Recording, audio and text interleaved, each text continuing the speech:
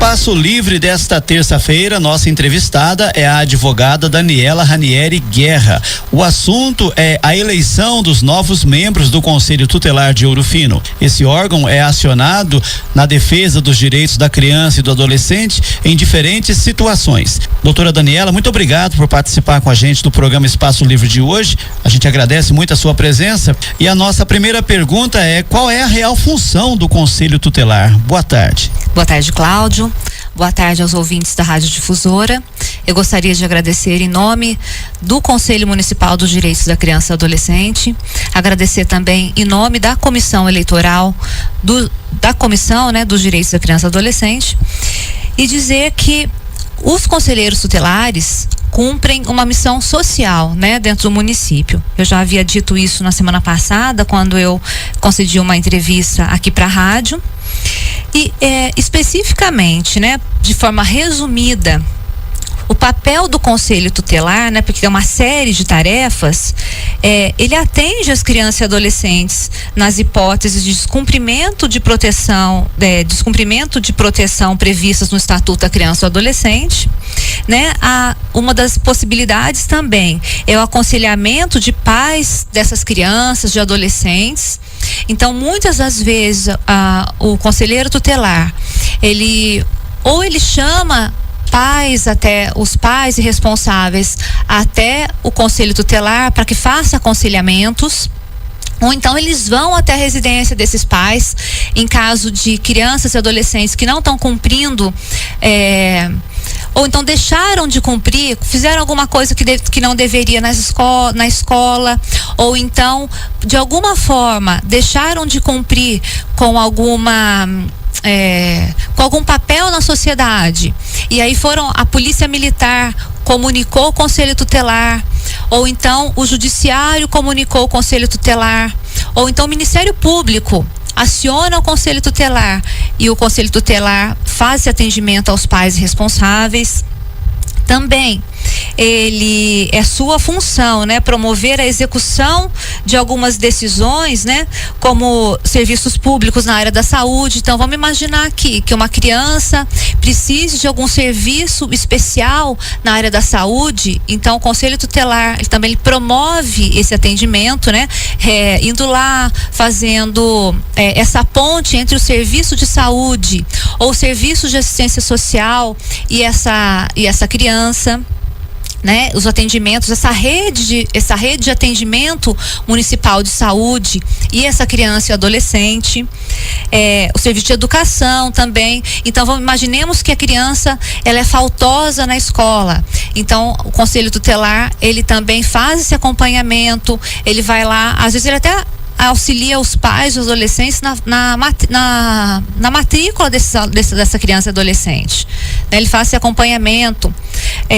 A gente tem também, com relação à previdência social, a gente tem casos de crianças e adolescentes que são portadores de necessidades especiais, e aí é caso de percepção de amparo assistencial, conhecido como LOAS. Então, através do Conselho Tutelar, também de um assistente social, ele faz essa ponte junto à assistência social e à previdência social.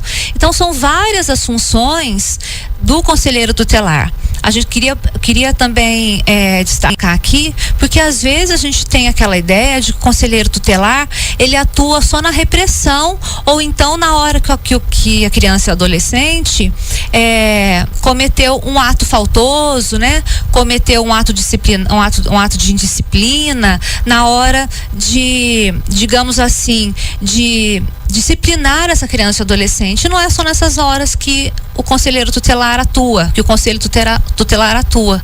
Então, é por isso que eu quero deixar bem claro aqui que a área de atuação do conselho tutelar é muito abrangente e muito importante no município, muito importante para as famílias aqui.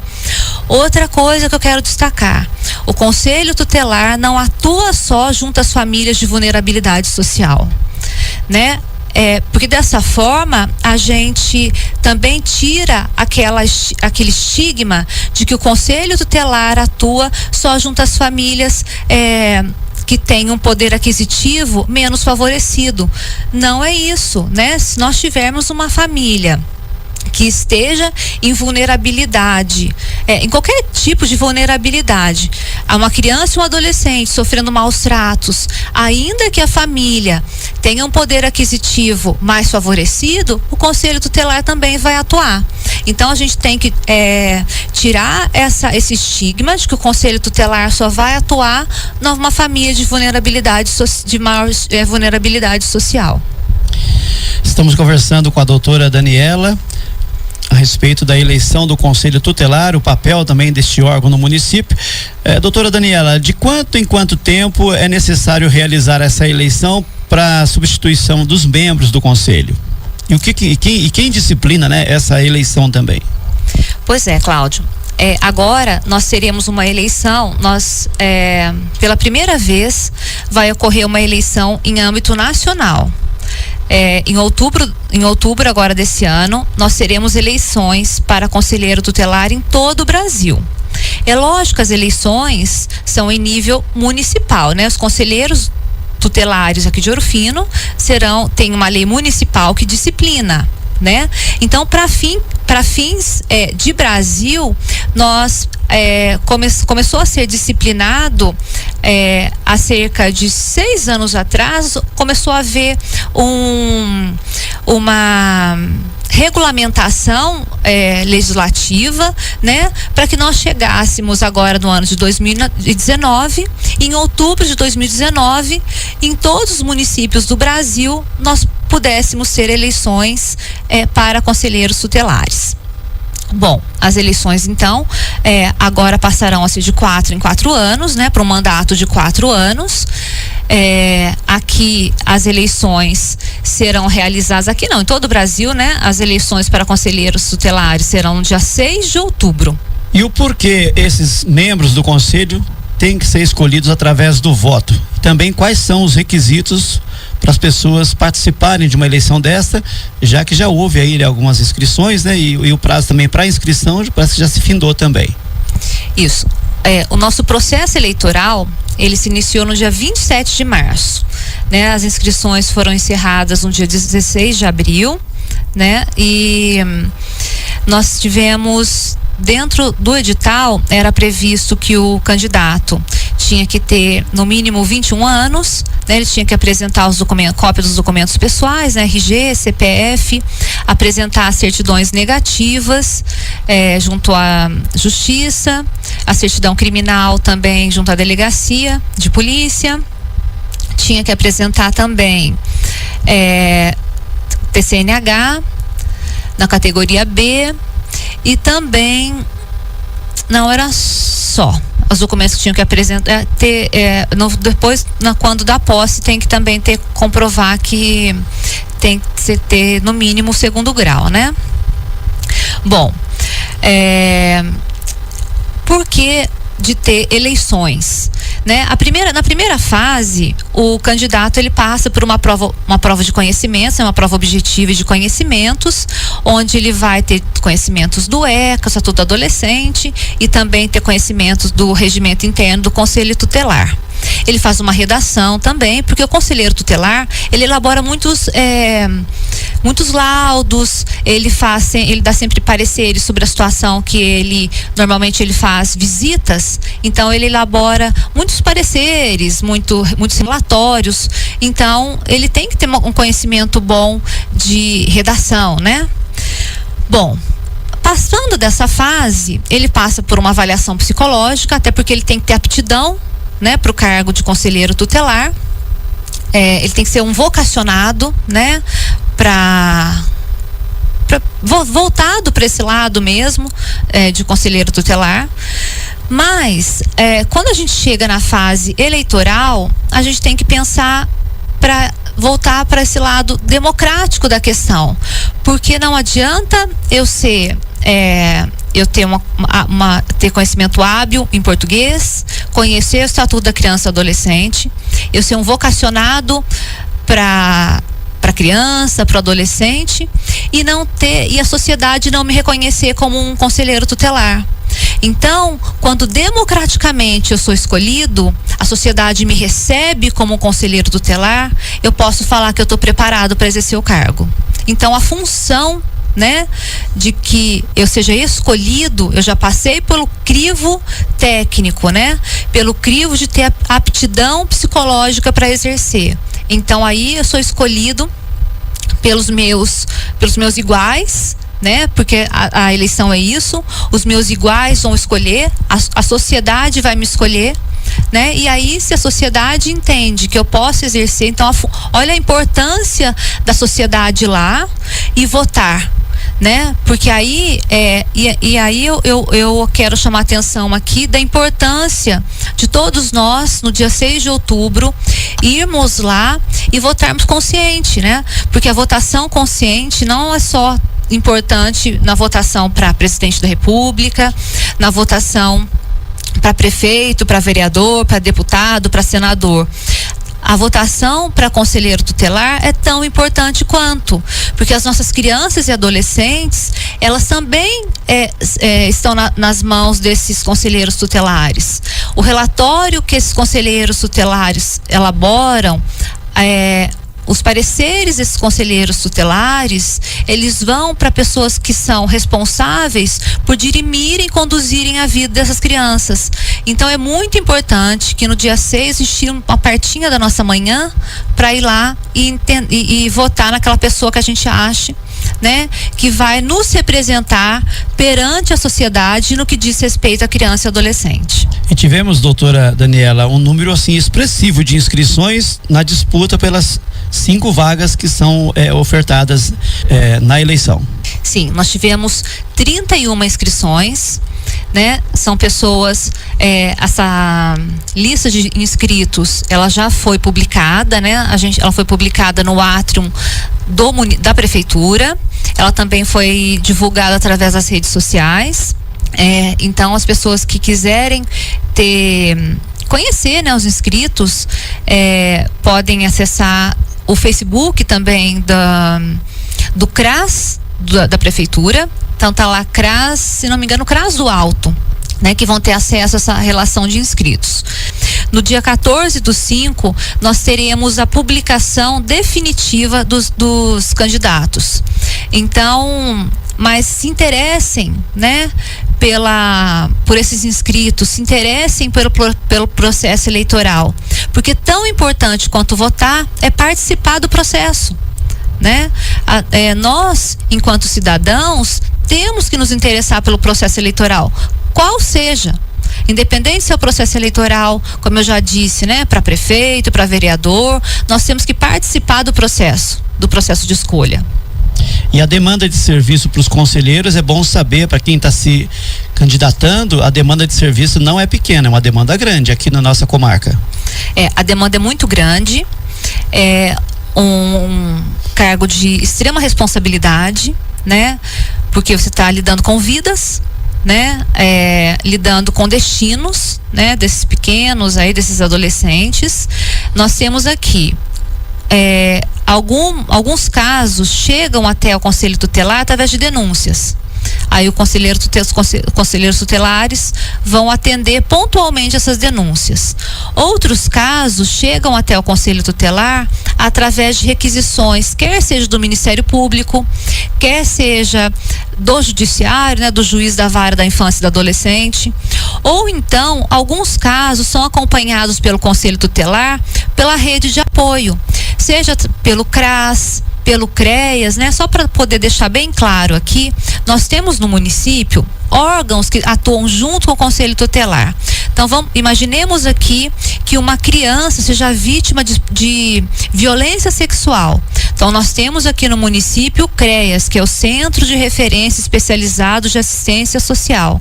Então você que está aí nos ouvindo, sabe ou então ouviu falar, né? Pode comparecer junto ao CREAS. Chegar lá, nós temos uma assistente social e uma psicóloga que são especialistas nesses casos. Então, essa psicóloga e assistente social, juntamente com o Conselho Tutelar, vão acompanhar essa família. Então, tem esses casos também que o Conselho Tutelar acompanha, né? O CRAS, o CREAS, juntamente com o assistente social, eles acompanham alguns casos. Então, famílias que estão em extrema vulnerabilidade social. O que é isso? Passando por uma situação financeira muito difícil. Às vezes estão precisando até de cesta básica.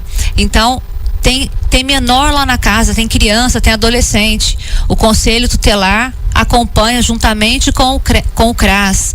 Então são muitos casos aqui, né, que o Conselho Tutelar acompanha. A gente talvez até por ignorância no sentido técnico da palavra, por desconhecimento, não chega até a população o grande número de casos que o conselheiro tutelar acompanha, né? Mas são casos de extrema responsabilidade, às vezes casos de urgência, né? Uma mãe que abandona os filhos, para onde que vai? Pois é, o conselheiro tutelar, às vezes no final de semana, né? No final de semana vai ter que resolver esse caso.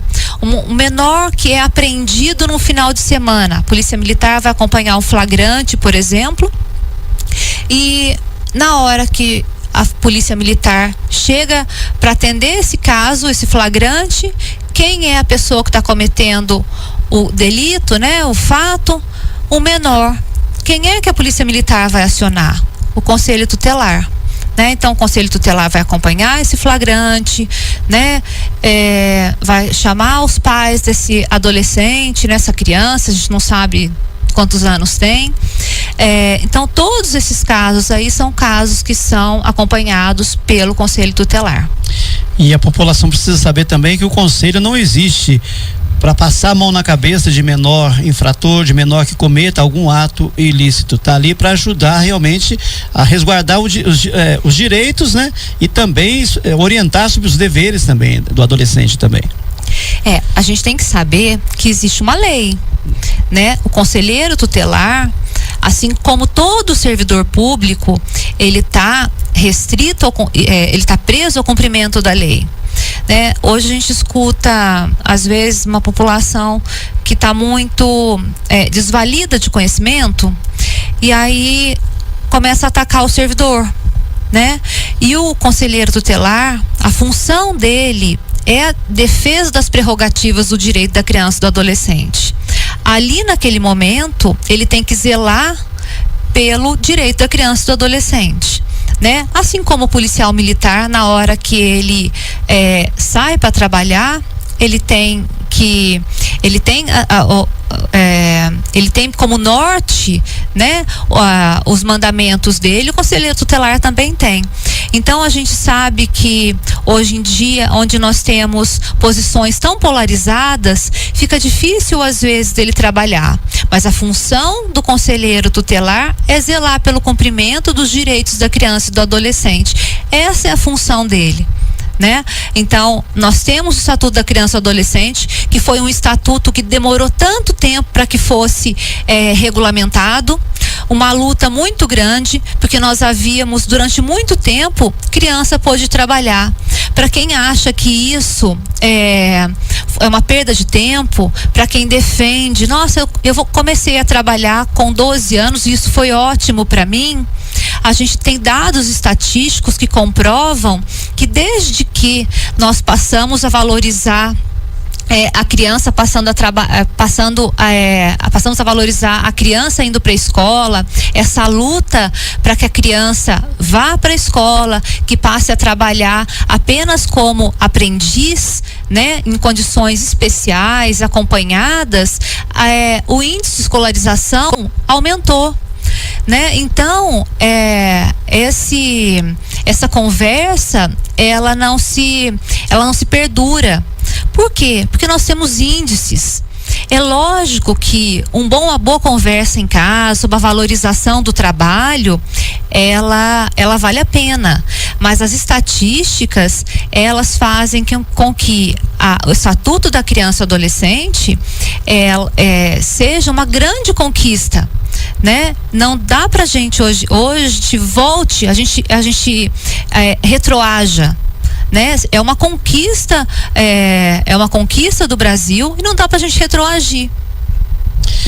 Certinho, estamos conversando com a doutora Daniela Ranieri Guerra a respeito do Conselho Tutelar de Ouro Fino, que tem eleições também neste ano. Doutora, o cargo de conselheiro, ele é remunerado, né? Os recursos para manutenção desse serviço para a população são oriundos de onde? Pois é, o conselheiro tutelar, né, os conselheiros, eles são remunerados pelo município, né? Os vencimentos, eles são fixados através de lei municipal. Normalmente, algumas gratificações, algumas vantagens, elas são deliberadas através do CMDCA, né?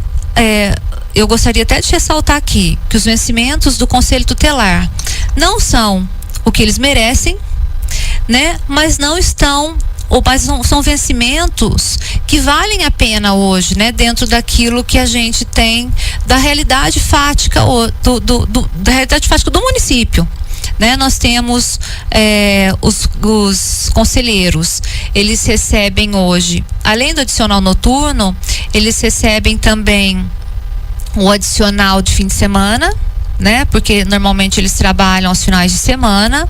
Eles têm uma remuneração que, dentro do quadro nosso de vencimentos, ele está acima dos vencimentos nossos de servidores com o mesmo índice, com o mesmo nível de escolaridade, né? Então, eu posso aqui afirmar, como servidora pública que sou, que vale a pena, né? E sem contar a satisfação pessoal, né? Tanto é que nós temos, dentre os candidatos, se não me engano agora, se não me falha a memória, 4 conselheiros que estão se candidatando novamente, que são candidatos à reeleição. Conversamos então hoje com a doutora Daniela Ranieri Guerra a respeito da eleição do Conselho Tutelar. Nesses minutos finais, doutora, a gente gostaria que a senhora pudesse fazer aí as suas considerações em relação a tudo que foi dito aqui, em relação também à necessidade da população, principalmente comparecer às urnas para que a eleição seja realmente legítima, né? A escolha seja uma escolha legítima. Bom, eu queria aqui convidar a população, né, que vote consciente, que não vote por afinidade, por afinidade de parentesco, mas que vote naquele candidato que você entende que tenha vocação para o cargo de conselheiro tutelar, né? Pense aqui que nós temos hoje crianças e adolescentes que precisam de todos nós, né, de toda a sociedade, e que isso depende de cada um de nós, depende do posicionamento de cada um de nós na sociedade, e isso diretamente com o voto, né, que nós daremos no dia 6 de outubro. Então, que nós, naquele domingo, né, lembremos disso daí e votemos de forma consciente. Votar de forma consciente, às vezes, fica até repetitivo, né? Mas eu digo assim, que nós votemos não porque é nosso amigo, não porque eu conheço, porque foi meu colega, mas que a gente vote porque acredita que aquela pessoa vai desenvolver um trabalho sério junto ao Conselho Tutelar, porque ele tem uma afinidade com o assunto, porque ele tem um perfil para desenvolver o trabalho social junto ao Conselho Tutelar. Eu gostaria de agradecer a oportunidade, gostaria também de pedir aqui a toda a população que trabalhe, né, também aqui junto aos conselhos municipais aqui, porque cidadania, gente, e democracia a gente não faz só na hora do voto. Democracia é realizada também junto aos conselhos municipais. Então, procurem se inteirar de como é que funcionam os conselhos, Conselho Municipal de Assistência Social, Conselho Municipal dos Direitos da Criança e do Adolescente, Conselho Municipal de Saúde, as conferências municipais, participem. A nossa política municipal se dá nessas horas. Então, quero conclamar a população a participar desses fóruns, né? Dessas conferências, desses conselhos, porque talvez, quando a gente começar a repensar a democracia, a gente consiga repensar a política, né? Inclusive no que tange a criança e adolescente.